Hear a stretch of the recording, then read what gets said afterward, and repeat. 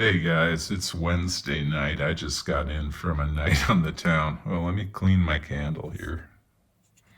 People ask me why I have a candle. Honestly, it's because I sit on the couch and this is what's in front of me. And I like to make videos on the fly. I'm not trying to indoctrinate you into a cult. So, yeah, that's why there's a candle. So, anyway, I wanted to ask a question to the internet. And my question, I go to therapy every other week. I have a therapist.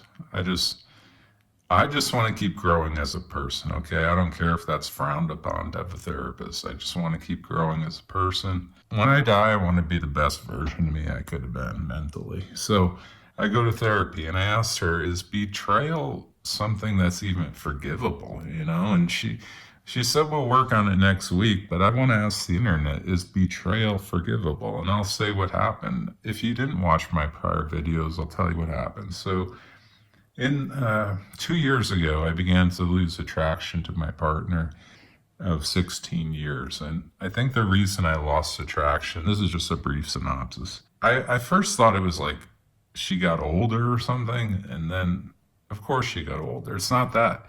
I saw a woman tonight in a bar who was like 55 and she was attractive because she was a free spirit, you know? So I assumed it wasn't attraction. I assume it wasn't aging. It was just something fundamental in her personality. And I go into that in my prior video, so you could look at those. But it began like 2 years ago. I was high on pot and I had a revelation. I asked her to sing a song.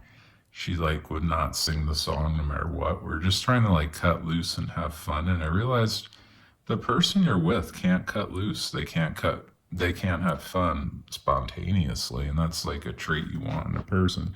And I said to her, I think I just had a revelation. You're not the right person for me.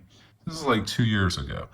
2 years go by. I'm trying to fight this issue where I don't have attraction to her anymore. And sex is getting really low. And, it all started that night. And there was also a fight where she called me a sociopath and like I don't know. It was just a gnarly fight. But anyway, it was all around the same time. So something happened around that time where I realized I had changed. I had grown as a person. I changed. I wanted spontaneity in a partner, and she couldn't do that. And a whole set of other things. But anyway, that's what happened. Fast forward 2 years, I finally tell her this September that I'm not attracted anymore. I'm not attracted to you anymore. I said that to her. I don't want that to happen. I wanted you to be my partner forever. I don't know if I said it like that. I think I just said I would. I think I just said I wasn't I think I said the problem is I'm not attracted to you anymore is what I said. And that's probably tough to hear, so I get it. But, I'm not attracted to me either. I'm not attracted to most people. And, this attraction faded over time due to reasons in her personality. So that's what happened. September, this happened. I said to her, there's like a 5% chance this can reverse because I said the reason I thought that was because when I told her the truth, there was like a weight off my shoulders. And that weight off my shoulders made her suddenly more attractive to me, because I told her, she knew, and I felt like there's a weight off my shoulders and now we can work on it. And I said, give me like 3 months or something we got 16 years. Give me 3 months to see if it gets better. And then if it doesn't get better, we just end it then. It's not like anything's going to happen in those 3 months. That's super important. It's worth working on. That's how I viewed it. So she tells me yes. And this is the problem. She tells me yes. And then she acts like a stone wall the whole time. She never actually tries to work on it.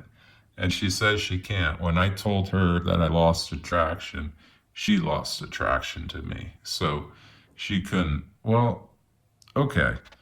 That still sort of makes sense. The part that doesn't make sense is this. She didn't tell me that until like a few weeks ago.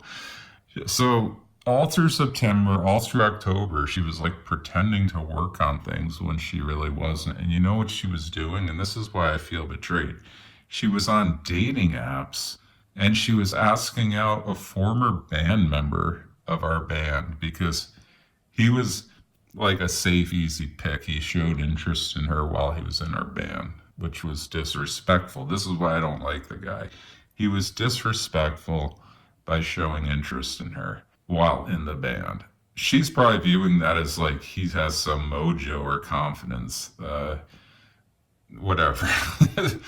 Anyway, I won't even get into that. The bottom line is when your partner is in the band, you say to that person, he asked her to ride home from a show alone with him. And so you say to that person, look, I'm with the other person here in the band. That's flattering and all you're asking me, but that's inappropriate. That's the proper answer. Instead, she giggles like a schoolgirl, gets all flattered and says, really?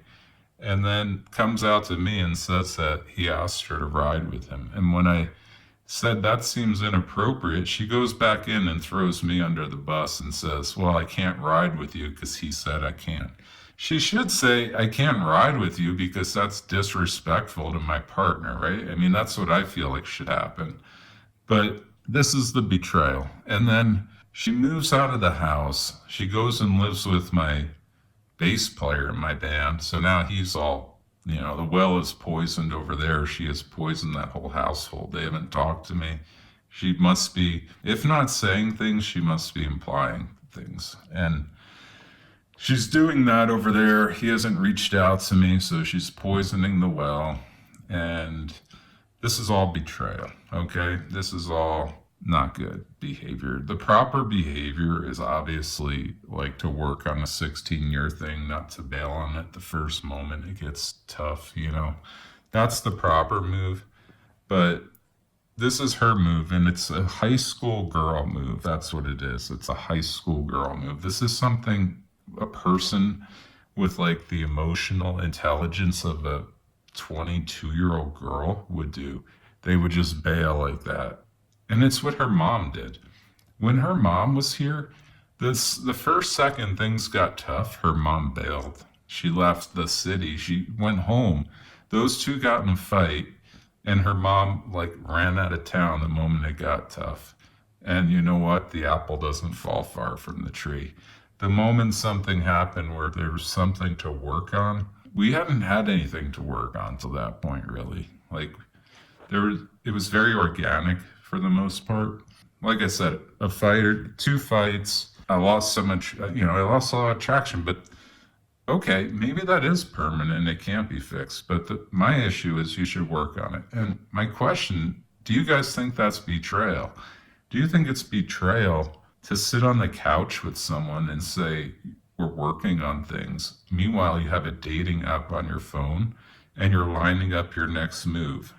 She did that. You tell your partner of 16 years you're working on something. Meanwhile, you're texting the keyboard player in your band and asking him to go on a date. Is that betrayal? What is that? It's inappropriate. To me, it feels like betrayal. And my question is that forgivable? Ever? If I try to put myself in her shoes, she already made her decision and was trying to set up her next life. I think that's what happened. So probably she's thinking, I'm not betraying anyone. I'm just trying to set up. I already know this isn't. The problem is, this is the way you do it. You say, this isn't going to work. But she has no communication skills. She said nothing. She sat there. I actually said to her, if she was being like a stone wall, and I said to her, you're saying you're working on things, but you're a stone wall. Should I be on dating apps looking for women? Are you told? And she stares at me. She says nothing. Meanwhile, she has a dating app on her phone and is looking for the next partner. She wants to have everything lined up before I do, And then she lines up this dweeb from our band who has acne all over his face and is Mr. Nice Guy. And a guy who is easy because he's already shown interest. That's what happened. So am I upset? I sound upset, don't I? I'm upset by betrayal. Yeah. I'm upset by someone running at the first moment of difficulty. I'm upset. I asked her, just don't date that dweeb from the band because he disrespected me by hitting on you. That's all I said. I can't tell her who to date once I break things off. I can't do that. But I can say, I would view that as an act of betrayal. So if you could just not date that one guy, that's what I said. We got 90,000 guys in our city. There's probably 500,000 in our metro area. And she picks that guy, the one guy I asked her not to. And okay, I don't think I can ask her, tell her who to date and who not to date. She can date him. But my point is, once she dates him, I could have a reaction to that. And I could say, okay, I view that as betrayal. Now I don't want you in my life even as a friend. And that's kind of what I said. So what do you guys think? Who's the asshole? I mean, I think anyone listening to my channel knows I'm a straight shooter. I'm trying to think of it from her perspective too. I'm trying to think of things I did wrong. I kind of blew up. I said this, not in the best way. I wish I could have said it better. I don't know. I'm trying to think. I thought we were working on things, to be honest. I'm trying to think what I did wrong. Like, was it wrong to say I lost attraction? I feel like that's a good thing to say if it's the truth, I feel like the truth can be painful, but I don't know. It's better than living a lie, isn't it? So I think it's ultimately the better decision for everyone involved. And yeah. So I don't know what I did wrong. I don't know. I mean, I'm trying to think like what part of this is my. I don't think, even if I did something, I'm not saying I did anything like terrible, but I did kind of snap and like tell her I wasn't attracted. There was an argument that day and I snapped. That's what happened. So I don't like the way I said it. But even if you say something wrong, I don't think it gives the other person the right to do things like she did, where she's sitting here and like telling me one thing and she's on an app. And like, anyway, is this forgivable? In my opinion, it's not. Like, this is my issue. Trust has been broken. How do you ever reestablish trust? Like, now that I've seen this side of the person, why would I ever think they're just not capable of that all the time unless they're an evil person, That's like kind of where my mind went. I think she cares about me and she loves me. I think she does. I actually know I know she does actually, but she let the emotion of feeling unattractive, which, you know what? I go through that every day. Like, tons of people go through that every day. It's not okay. You feel unattractive for a moment, process it, work on it with your partner. Like, no, but she acted like a high school girl and like ran and like, it's just, yeah, it just didn't have to be that way. But to me, it's not forgivable because trust was broken. And I think once trust is broken, I don't see how you repair trust. And the reason is pretty simple. If someone's capable of doing that to you once, they're capable of doing it to you again. They've shown their true self. They've shown their character. That's what's happened. Someone with character would shut down that dweeb and not throw their partner under the bus. That's what a girl of character would do. She showed me she has no character. She shows me, the true self. And the true self is on the side of not being a good person. I would never do that to her. If someone said that to me, I had a girl hitting on me actually while we were seeing each other, a girl from New York who I talked to, 15 years ago. I met her a long time ago. We met online, had an instant connection, and have a connection to this day. She told me she has a crush on me today, actually. So she's married though, and she lives in New York, and I'm not in New York. So but she's a lovely person. And she told me this, and I knew that was true back a year or two ago when she first wrote me out of the blue after 13, 14 years. I could tell she liked me. She always liked me. Once we got talking, it was instant email chemistry again, okay? So that happened, and I felt it. I was like, oh, I definitely have chemistry with this girl. I could say anything. She's a free spirit. She says anything, and it's not in a crude way, but in like an endearing way. So we have a bond, okay? So that's the thing. Now, this was going on for 2 years while my partner was here, and this is what I said to myself. Okay, you have a bond with this girl, but you could be friends with this girl. Like, if you were single, you could be more with this girl, but you're not single. So be respectful. And that's what I did. Even though I wasn't even attracted to my partner anymore, I still was respectful in all the emails with this girl. Like, I read them back to you, and it's like she's really trying to flirt with me.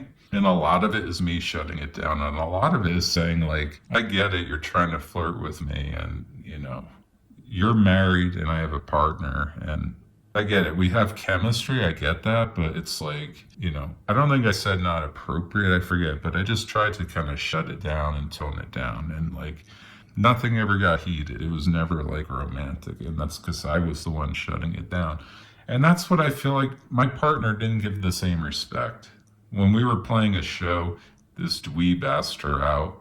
Basically, he asked her to ride with him so he could, he tries to infiltrate circles. He's a predator, is what he is.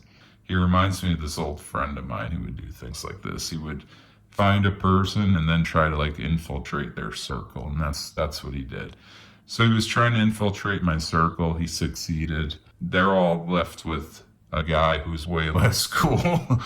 This guy is like the least cool guy on the planet. He wears like bowling shirts and like has acne on his face and has no personality at all. He's like never funny. So anyway, forget that. Forget that. I might even edit that out because it's pointless. But my point is, I had an opportunity to act that way, and I didn't act that way. And she had an opportunity to act that way, and she did. And she showed me her character. I even told her about this girl. I said, this girl emailed me out of the blue. I told my partner that. And she was like, oh, who's that? And I explained who it was and how we never went out, but there was like something, like we liked each other but never went out. And we consider ourselves like pen pals because we always would talk on email and stuff. And she's like, oh, okay. And so I even told her. And I told her a year ago when this girl first wrote, like the day she wrote, I told my partner. So I don't know. I think one of those actions shows character, and I think one doesn't, is how I view it. And I don't see how a person who has standards and characters and doesn't cheat on people and doesn't do what she did accepts that person back in their life, even as a friend, right? Like, let's say a year goes by and the pain of all of it is gone and we want to be friends. Can you even do that?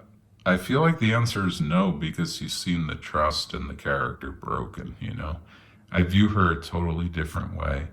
I view her as a like extremely flawed person right now, and actually kind of pathetic, Once that trust is broken and you feel that way, see, when trust is broken, you see the person way differently. Like I said, I honestly see her as pathetic is the best word to describe it. So I find her behavior pathetic. I don't know if she's pathetic, but I find that behavior of like setting something up behind someone's back because you're weak, You're too weak to do it when it happens. You're setting it up in advance. You go to the easy guy, the guy you already know from our band, that's weak, So it's all just, I view her entirely different, I used to think this was a fantastic person, and now I think I think she's very similar to her parents, just in different ways is what I think. And her parents, in September, they got in a fight with her here, and they flew out of town. They left. They never see their daughter, and they left because they couldn't take it, So, you know what? I can take it. It's fine. I'm going to find someone, and if I don't care. You know what I realized the other day? I'd rather be alone than be with another person like her. I didn't really want to be with at the end. You know what I mean? So I'd rather be alone than do that again. Now, Do I wish she was here? Sort of. She would quell loneliness. She would, she wasn't bad at all to hang out with. I loved her, okay? On some level, I did. I loved the little bit of free spirit in her I'd see when we went out adventuring on bike rides and stuff. I love that part of her. I love the part of her that just wanted to be loved. She was simple. I think all she wanted in life was unconditional love. And I find that kind of beautiful. So I love those things about her. Do I wish she was here? I don't know. We'd probably be laughing and like I'd be less lonely tonight, so maybe. But I'd have those other feelings of now we gotta go sleep together and I'm unattracted to her and like this is awkward for me. So I don't know. It's a give and take, but I'm rambling a lot because I'm high. But my question is ultimately, is betrayal forgivable? What type of emotional maturity does it take to forgive betrayal? I feel like it's a level I don't have. I briefly talked with my therapist about this, but we're going to talk about it next week more. I'll let you know what she says. She seemed to think it is tough to forgive betrayal, but she wanted to talk to me about it, so we'll see. But you guys let me know.